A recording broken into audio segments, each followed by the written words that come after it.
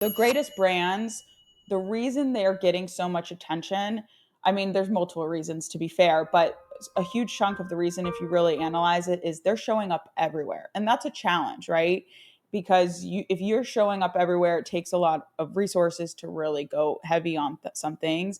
But if you refine your focus because your team is scrappy, it makes you go do perform at that channel very, very well. And then you can scale up from there and then get really smart with how you scale up from there. But if you're looking at other brands that are essentially everywhere, they're doing the same thing just on across the board on every channel. So they're just repurposing a bunch of different things. So if you have that kind of mindset, obviously maybe at a smaller scale, I'm not saying everyone should be everywhere, but I think that's where you start to get into this groove where okay, everything's going to be connected, and then let's determine what our baseline is. Once we have that going, let's introduce another channel.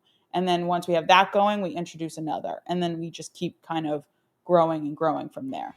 Yeah, for sure. I think that that's really the first step, because if you don't have that, then you're just basically identifying like, okay, here's an idea I have, let's execute it. And it starts, and that keeps happening over and over. So it starts to become very inefficient.